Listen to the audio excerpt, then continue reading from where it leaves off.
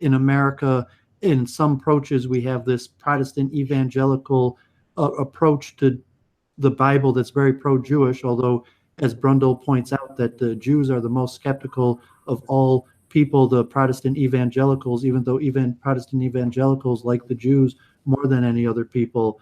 But that's a relatively new interpretation of Christianity, as opposed to, for thousands of years, the classical pre-Vatican II, which obviously you had E. Michael Jones, who tried to explain this to you.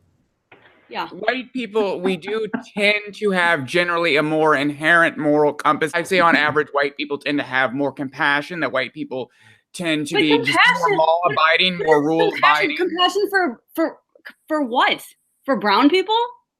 Well, it's only been propagandized to be for brown people by Jews. I don't know if it has, Norvin. Like, what about, 300 years ago when they wanted to be like, become one with the Native Americans, all of that type of thing. Who wanted that? Some weird Spanish Catholics. Thomas Jefferson wanted that. He wanted to breed with the Native Americans. Yeah, what actually happened, the majority of whites didn't do that. The majority of whites kept their distance from them. That's true. Okay. Norvin, do you agree with Altheight's theory about how it was Christianity that kind of evolutionized whites to become more benign, if you want to put it that way? I don't totally agree. I think that there was some of those traits beforehand. I think that I don't know what exactly it was, but I do think we just naturally we're not as aggressive. That's probably the best way to put it, is the RK selection thing. We're not as aggressive. We're not only not as aggressive because even East Asian people aren't as aggressive, but also we have this, I don't know what would be a good word for it. We're not like the Chinese. We don't torture dogs. Right. But you would still agree that there was an evolution. It's not just something innate to white people. No, I think it's pretty innate to white people. I agree with you. I agree with you that white people are innately more compassionate. I just don't think that the compassion has to be like driven towards something good, not just like anything. Because historically, we have had, it's been in-group directed. We've been compassionate towards our own. There may have always been a dope here or there, but... Didn't whites conquer like half the planet? Was that like just a giant act of compassion, or? Well, actually, they did perceive it as such. It's the white man's burden. Oh, they perceived it as, okay. No, yeah, I'm just wondering if... No, let me finish. How the people being conquered felt about that. It's called the white man's burden. It was the theory that we were uplifting these brown savages by giving them our technology and giving them Christianity. And if we really weren't compassionate, we would have just exterminated them all. It would have been better if we just exterminated the indigenous people. Was that a good thing? Was that a good thing ultimately to do that, to put your compassion towards all those brown people? No, we should have exterminated them all. Okay. Well, that's the Deuteronomy. God forbid disavow. God forbid.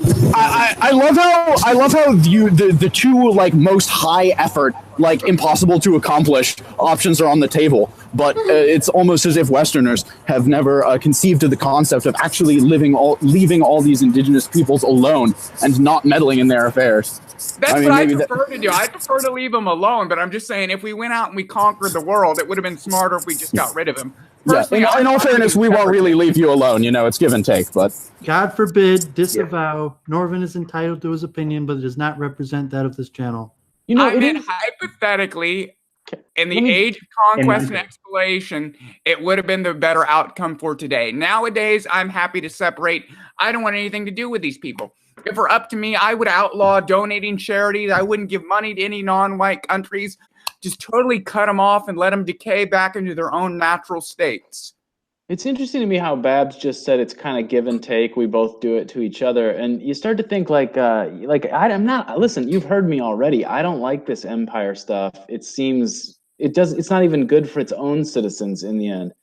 Getting subverted for a century at a time makes me want to go empire. It makes me want to go just sort of, let's finally, what did you just, Norvin, spiritually, eradicate them, right? That's the idea, because at some point you're enough. So you think that European empire was just a giant act of self-defense, or? I think it's, let me phrase it again. I think it's the yin to the Jewish yang, that there's always going to be the Jews trying to sort of corrode empire, and empire is always what we do. We build empires. We just build awesome countries, And it's and it's bad. At some point it gets to be bad. It gets to be too much. It starts to swallow up native populations, and that's bad. and it puts its own citizens to work in a way that's terrible. And so eventually, the Yang principle shows up and goes like, let's wreck this thing.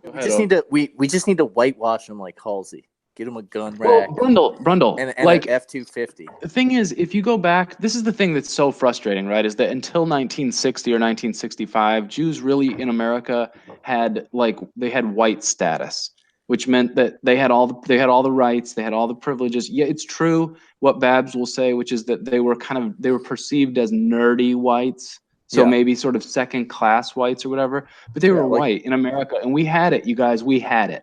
We had a great country here. We had a 10% black people who were coming along as a working class. It was going to be fine. Actually, they were dying out. But Jews couldn't handle it. They couldn't handle a second status position and had to sort of, open the gates. And this is the thing that's so frustrating. What happened was that the nationalist right wing, or the winning right, got cut off from political discourse. We got left with the fake right, and we've been dragged quote left, ever since. The censorship's increased, the globalism, so on and so forth. Everything that's in these people's interests, based off the fact that we had a war with, sort of the uber nationalist and the narrative that stemmed from that. Babs, the propaganda that drove us into that war. I mean, what it, carried forward to the post-war period. Babs just asked such a good question, which is, would I have accepted second-tier status? And of course, the answer is no. No one wants that. But that has been what my experience has been my whole life, right? That this WASP guy, the WASP has been on his way out since 1970. So no, I won't accept it. And that's the conflict. That's the sort of irresolvable or unresolvable. Exactly, because the society can really only kind of be built in one ideal, and everyone else ends up being dissatisfied fundamentally at the end of the day, and that makes perfect sense because this is what people talk about when they talk about Eurocentrism. When they talk about white supremacy. And we're talking about God here. That's what the ideal is. We're talking about what's real, what's true, what's the ideal, and so there can only be one. Are you the prophet that successfully gets the people to repent and saves the empire, or are you, God forbid, the prophet that warns the people of the horrible imminent destruction that's soon to come? I'm much more of an Isaiah. I mean, I think it's going to be bad for, like Vivian said, it's going to be bad for everybody for a while. I mean, there's a lot of inter-ethnic marriage in Israel between the different kinds of Jews. I mean, that was what Christianity tried to offer too, remember, is you could all just merge in. We could all just be one. You want to get baptized? Become, we'll all just merge together. I don't know if that's really true in Israel. I feel like, at least among the Orthodox, Ashkenazi marry other Ashkenazi. So. Not amongst the Orthodox, but amongst the secular, it's my understanding that there's a lot of intermarriage between that's true. That's definitely true. Going back to what you said about the cycle never ending, this cycle, it's not like it just happens, right? I talked about how in World War I, there was the German Jews who funded Germany and the English Jews who funded England to kind of promote this cycle to continue. And I guess what I'm saying is that this cycle is not just something that just happens, right? There are certain people, you could say the Rothschilds or someone like that, who kind of perpetuate the cycle.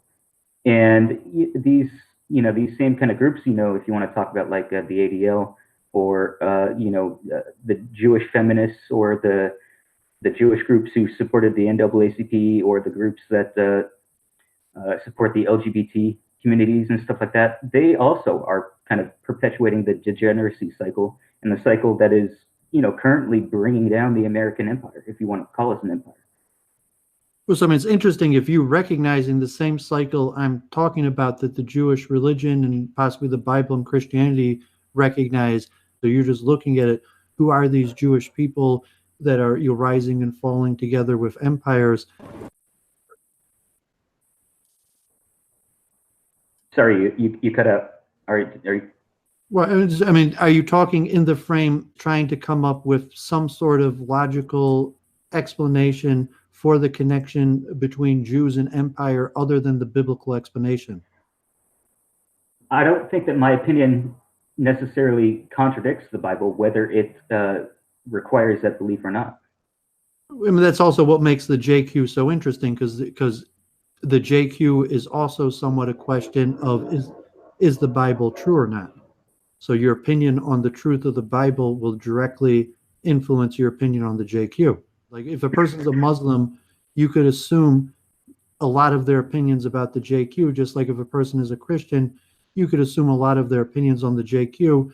But when you have an atheist, a pagan, they also might have prototypical understandings of the JQ based into, you know, whether they believe in evolution or different forms of whatever theology, that they all have prototypical understandings of the JQ. And, you know, obviously, you know, modern day Christianity, modern day evangelicals have certain views about Zionism or certain views about Revelation and stuff like that. Babs, I know you're related to the Rothschilds, and I give you a pass. No, not blood related. Someone in my family several generations ago married a Rothschild, but I'm not descended from that person, so it's not a blood relation. But I mean, that just shows how far the Rothschilds have fallen if they're willing to intermarry with my lineage. What do you guys think about the interpretation that Christians, the church, are the Israelites? Like, they are the Hebrews, they are the God's chosen people. Like, the Hebrews were God's chosen people, culminating in the Messiah Jesus, and then whoever follows him, like it sort of like flows in and out of Jesus. Jesus Christ basically brought the Jewish ideas like to the rest of the world through Christianity, right? He was the light upon the nations. Sure, yeah. I mean, the Jews want to hide the light. He was bringing like the Jew secrets to, you know, the everyone else.